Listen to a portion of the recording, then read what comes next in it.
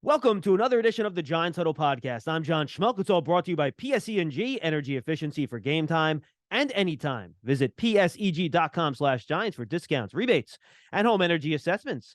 In this week's Giants Huddle is Chris Sims from NBC Sports. Chris, it's good to talk to you again, man. It's been a couple of years. How are you? I'm doing good, John. Thanks for having me, man. I'm glad to do this. I'm excited. I am a Giants fan, of course. I'm excited. We're back in the playoffs. We got the Vikings.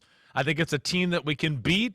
I work with a guy named Mike Florio on Pro Football Talk, who's a diehard Vikings fan, so I'd love to shove it up you-know-what and get a victory this weekend.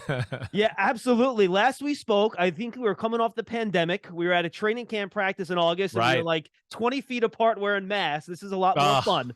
Yes, a lot more fun. I'm glad we're out of those days, and life's back to normal once again here. Yeah, absolutely. So take me behind the scenes now as a quarterback. You know, the Giants faced this team just 3 weeks ago. Not much will have changed with the two rosters between then and now.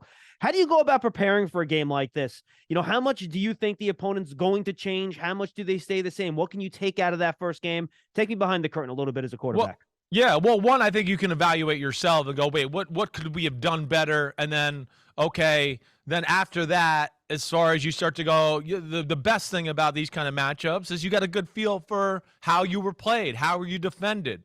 And now you're going to have some semblance. I'm sure you're going to get a few curveballs from them too, but you'll have a pretty good idea. Oh, when we get in this formation, they're going to kind of try to do one or two of these type of things to where I would think you'd be able to package some plays together a little differently and come up with a few little creative ideas off of what you did, you know, to change things up that way as well. Now, like I said, there's going to be some changes there from that side of the ball, from what they do too, that you'll have to adjust to in the game. But I think the good thing with this one is it's a Vikings team that traditionally through the year has not really changed. They're not one of those type of teams that is necessarily like, oh, wow, it's a different game plan every week. And I think that bodes well for the Giants, who I think have two phenomenal game planners on both sides of the ball, and Dayball and Wink Martindale. Yeah, and you go back to that first game, Chris, the Giants outgained them by 90 yards. It took a 61-yard field goal with the clock expiring for the Vikings to win. The Giants had a punt blocked in the game. They had an interception in the game. They had a fumble in the game that the Vikings Exactly recovered. right. The Vikings had no turnovers. I got to imagine you've got to feel pretty good if you can play a cleaner game that score might be a little bit different. Yeah, I mean, Richie James drops a wide open third down slant, right? That you don't know if the drive's going to continue there. So there's a lot of positives to look at, let alone I think you can go, wait, we made adjustments, you know, or we're going to make adjustments to what we did, or we didn't love exactly what we did, and we think we could change a few things that'll give us a better chance this time around. I think, you know, watching that game back earlier this week on film, it's what I do, and I'm going to break it down on my podcast here in a few minutes, is, yeah, if you just watch the game, you go, man, the game is easier for the Giants than it was for the Vikings. It was. I mean, especially on the offensive side of the ball. Now, the Giants defense, they're going to have their hands full. We know that.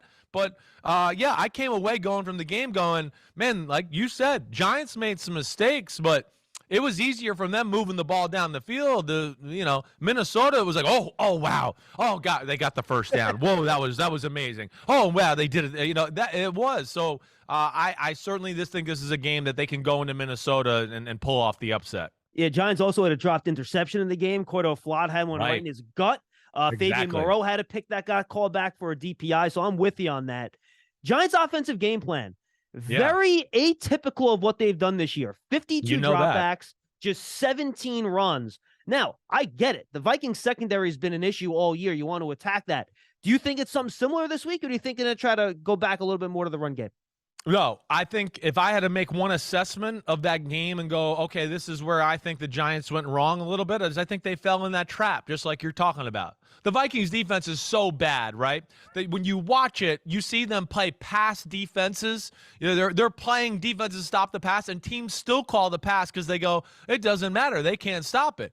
I mean, they played pass defense against some really poor pass offenses this year, and they still were like, nah, we'd rather throw it on you guys than run it.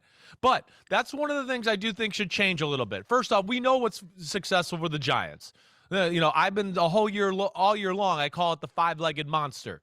The game, it's all about Saquon's running, Daniel Jones running, and Graham Gano kicking a field goal, right? And that's where I felt like this time around, I hope they stay a little more consistent with the run game. I think there's more there to be had. I think it can really stress them out as far as in the play action bootleg game. We didn't see quarterback design runs the first game. I think that's something to keep your head at or keep your eyes on here in this one. But I'm going to read you a note from my notes here, okay? Sorry to bore you with this. No, but I love the notes. Give it to me. What do you got? You led me right down this path here. When you play the Vikings, just do what you're good at. Their defense stinks at everything.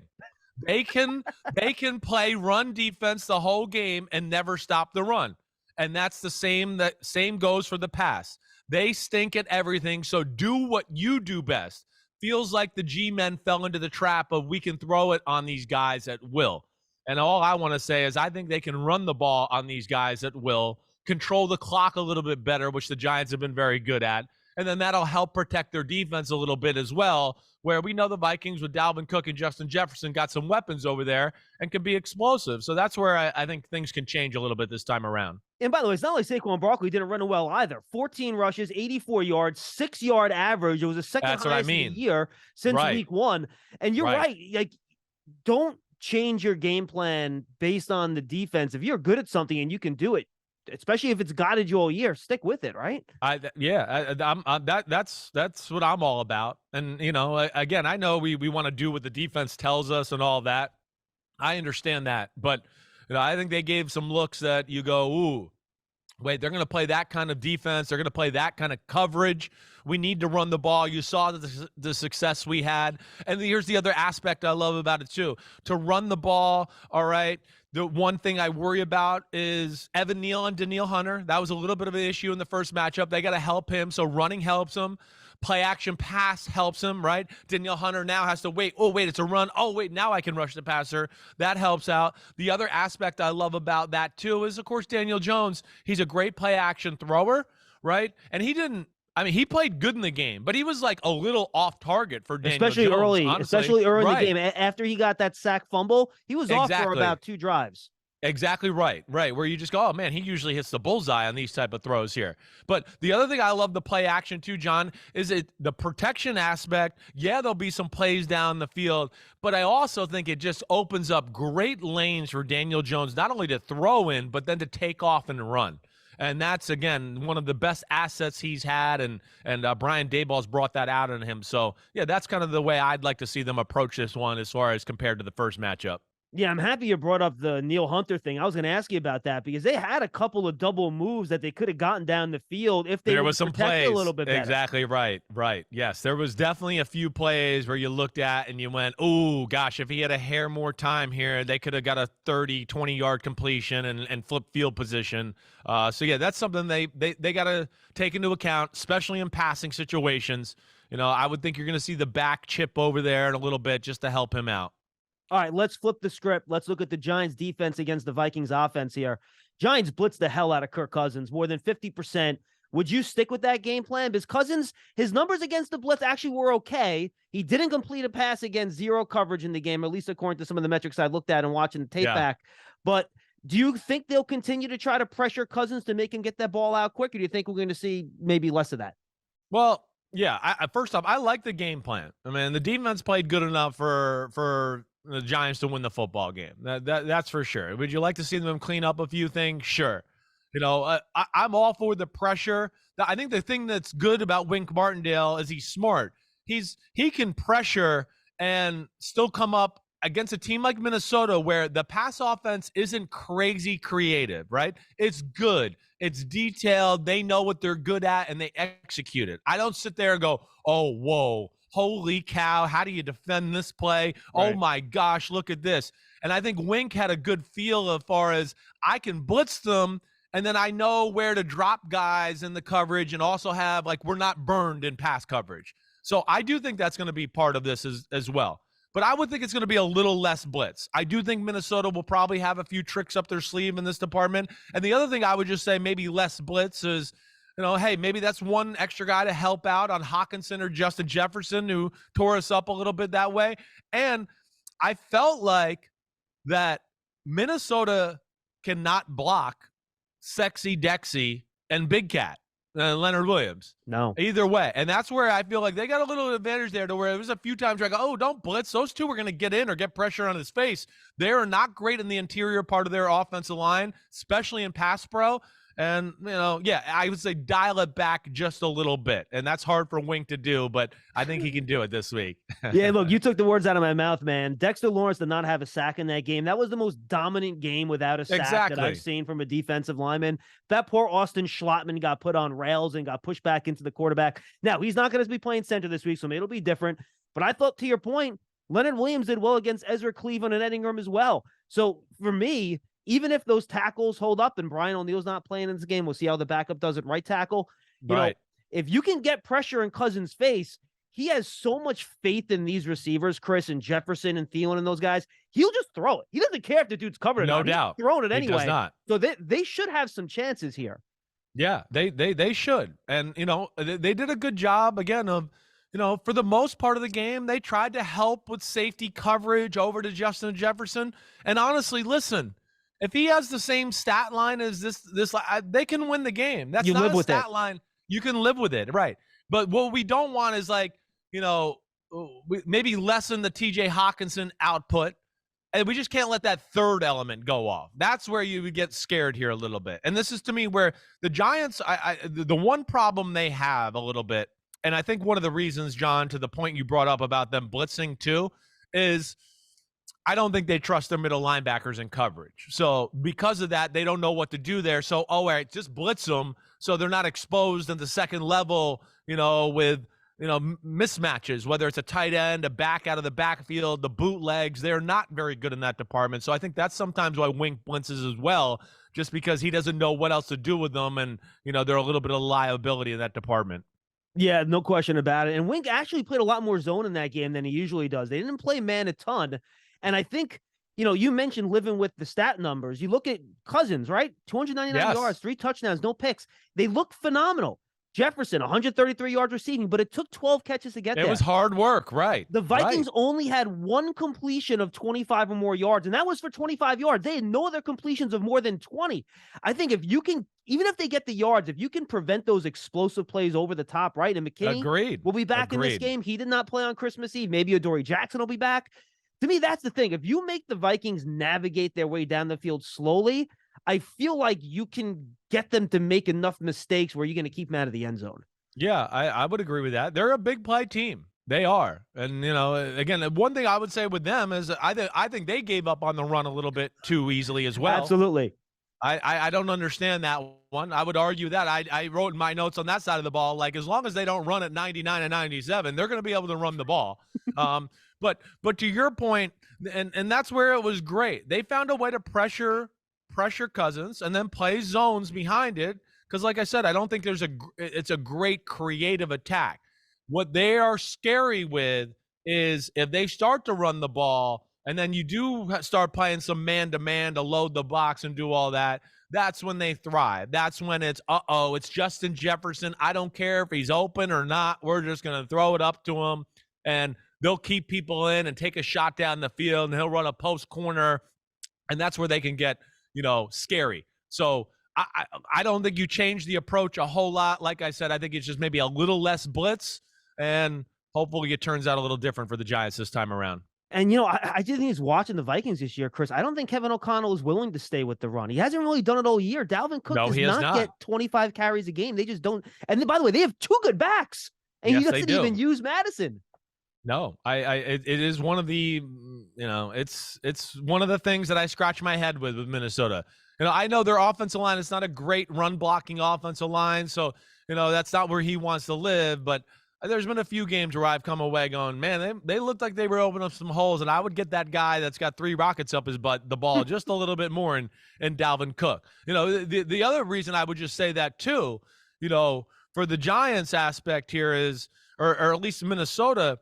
The Giants are a handful on third down. I wouldn't want to deal with Wink Martindale on 3rd and 5 or plus. No. When it gets to that, you don't know what's coming at you. He's going to expose your protection. You don't know who's blitzing, who's dropping, and he's brilliant at that. That's why he's one of the best D coordinators in football. So that's where I expect them maybe to run the ball a little bit more this time around, just to leave themselves in 2nd and 4, 2nd and 5, some shorter manageable situations to where now the play action, we can take a shot down the field, becomes more of a plan of attack for them. Last thing on the X's and O's here, Chris. The Vikings did get the Giants on some of those screen passes, right? They timed up a couple of those blitzes with the state, a couple of screens to Hawkinson. You had the one to Jefferson at the end of the game. What can you do to try to settle that down a little bit? Because I'm sure the Vikings looked at that, and they're going to have a whole new screen pack in this game, and they're going to try to attack the blitz the same way. Definitely. That's where I think, you got to be careful about the blitz, right? They're going to be greased up and ready to go on how to pick it up. Oh, wait, I got 4 or 5 plays to say, screw you. Oh, yeah, you tried to blitz us, and now we're doing this down the field, right? And screen game always goes within that. You got people all packed in at the line of scrimmage right there at the ball. Oh, it's a great thing. Throw it out there. People are coming at the quarterback. The linemen get out there. They kick a few of the DBs out and all that. And all of a sudden you go, uh-oh, we're in trouble. They are a pretty good screen football team. It'd be another reason I would say I hope they dial it back with the blitz just a little bit. But, hey, a guy like McKinney back on the field, his ability to rally and tackle certainly helps them. And, man, if Dory could play, that would be just phenomenal. You don't need to give me a prediction. Just give me a feel. How do you think this game is going to go? I mean, both teams have played close games all year. I imagine it's going to be the same. Just what's your feel for what this game's going to look like? You can go into as much detail as you want. Yeah, no, I don't think it's going to look a whole lot different than the first matchup. I don't. I think we're going to have a very close football game. I don't expect the Giants to make some of the mistakes they made there. I'm going to be transparent. I'm leaning Giants here. I am. I think this is a very good matchup for them.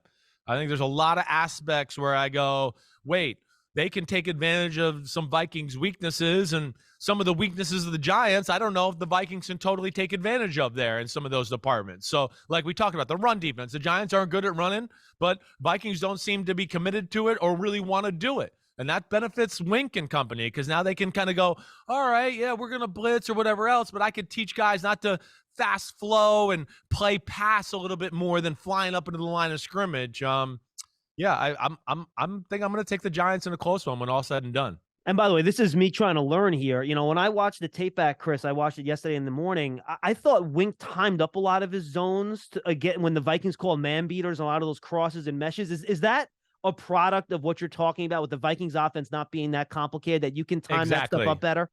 Yes, I think so. I think he timed up blitzes because he had a feel for their protection rules that screwed them over. And then, yes, he gave them some looks to go, I know what they're going to go do if I kind of give this look. Oh, wait, it's not man-to-man. It's zone. You're screwed because you're running pick plays, right? Yes, and that's what I mean. It's, again, they got all of what you need on the offense, but I don't sit here and go, oh, this is like the Kansas City Chiefs or the Kyle Shanahan and the 49ers, where I just go, I don't know what run play this is. I don't know what this is, but it's cool and it's working. They kind of stick to the basics, and I think that's advantage Wink Martindale. All right, big picture here, Chris. Daniel Jones, is he the Giants' future franchise quarterback for the next 10 years? Definitely. I mean, 10 years is a long time. Oh, of course. You know what I mean. All right. But yes, he's the guy. It's something I've been banging on the table about really for about the last year and a half. I mean, he's got a lot of qualities that you like. Guess what happened this year? He finally had a support system, and we're in the playoffs. And look, and we're all going, oh, whoa, Daniel Jones, he hits receivers, he makes plays, he does all this. No crap. It's amazing what, a team can do to help you out in a team sport. We've all gotten obsessed with quarterback. And I understand that. But, man, other than Mahomes, Josh Allen, and maybe that's about it, everybody else needs a support system.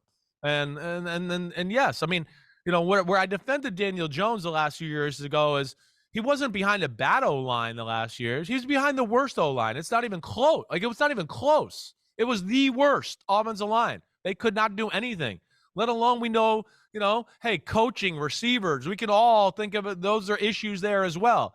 He does everything right off the field. He's the guy you want to lead your team in the locker room, on the field, in front of the podium. He does all the little things the right way. And, hey, is he ever going to be a top 5 quarterback in football? No, probably not. But that doesn't mean you can't be really good and win Super Bowls for a long time with a quarterback like Daniel Jones. And I think they got their guy. I'd be shocked if he isn't signed up here pretty soon after the season's over.